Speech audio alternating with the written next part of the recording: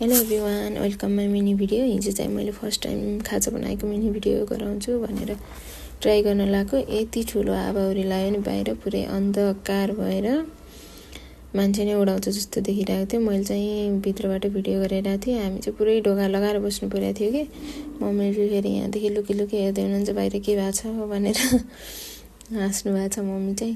अनि थोरै कम भयो जस्तो भयो। त्यसपछि हामी चाहिँ सबैजना बाहिर निस्क्यौँ। सानाले फेरि माथि छतमा बसेर पढ्न लाग्नुभएको थियो। कपी चाहिँ उडाइदिएछ अरे, कता गयो भन्दै यताउता खोजिरहनु भएको। बाबाले र मैले यहाँ गफ गर्दै थियौँ। अनि मम्मी पनि यता हुनुहुन्छ। त्यसपछि यहाँ कुकुर आत्तिँदै आयो। उसलाई हावाहुरी देखेर आत्तिएर डराएर यसो गर्दै आएको छ। यहाँ लसपस गर्दै यहाँ मसाज गरिदियो भने मसाज गरिदियो भने चाहिँ यसले आनन्द मान्छ कि। अनि सानाले यताउताको भिडियो गर्दै हुनुहुन्थ्यो। मैले चाहिँ बाबालाई आज यो भिडियो चाहिँ टिकटकमा राख्ने हो बाबा भनेर। बाबा फेरि भिडियो टिकटक भनेपछि मक्क पर्नुहुन्छ कि। मक्क पर्नुभएको छ यहाँ नातिलाई काँधी गरिराखेर। अब चाहिँ खाजा रेडी गरौँ, भएभित्र जाऊँ भनेर यहाँ भित्र आएँ। आज फेरि खाजामा चुकौनी थियो। चुकौनी चाहिँ मम्मीले फर्स्ट टाइम ट्राई गर्ने भनेर, मम्मीले चाहिँ आजसम्म खानुभएको थिएन अरे। आज टिकटकमा देख्नुभएको मम्मीले चाहिँ एकदम चुकौनी खानु मन लाग्यो। त्यसपछि चाहिँ मैले चाहिँ चुकौनी रेडी गर्न लागेको थिएँ। दही चाहिँ हामीले प्रायः घरमै जमाउँछौँ कि दुध चाहिँ किनेर लिने, दही चाहिँ घरमै जमाउँछौँ प्रायः।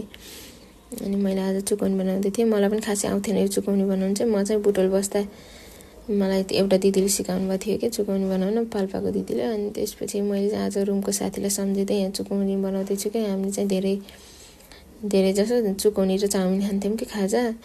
अनि उसलाई चाहिँ एकदम धेरै मिस गरिरहेको छु। उसले चाहिँ भिडियो हेऱ्यो भने पनि मैले एकदम धेरै मिस गर्दैछु तिमीलाई। अब चुकौनी रेडी भयो। अनि मैले चाहिँ रोटीहरू बिहानै पनि बनाएर राख्छु कि मम्मीहरूले बाहिर खाजा खासै रुचाउनु हुँदैन। अनि हामीले बाहिरको खाए पनि मम्मीहरूले चाहिँ रोटी नै खानुहुन्छ धेरै जस्तो। अनि त्यही भएर मैले चाहिँ रेडी पारेर यहाँ दिएँ। मम्मी चाहिँ मिठो भएको छ भन्दै खानुभयो। सानाले फेरि चाटी यहाँ मुखमा लगाई यसरी खानुभएको थियो। अनि अब चिया त बनाइदिनै पर्यो। मम्मी बाबाले चिया बिना त दिनै जाँदैन। बरु भात खाना छोड्नु होला, चिया चाहिँ छोड्नुहुन्न कि जति गर्मी होस्। अनि अब चिया रेडी भयो। धेरै चाहिँ मम्मी बाबालाई, अनि थोरै चाहिँ सानाले फेरि थोरै खानुहुन्छ। मम्मी चाहिँ यहाँ मक्क पर्नुभयो यति धेरै चिया भन्दै। अनि मम्मीले चाहिँ यस्तो भिडियो नगर है, कपडा पनि यस्तो छ, यति धेरै चिया भन्दै हुनुहुन्थ्यो। अनि अब यहाँ यसरी बसेर पिउँदै हुनुहुन्छ। अनि लास्टमा चाहिँ यस्तो भएको थियो मौसम। Thank you for watching guys.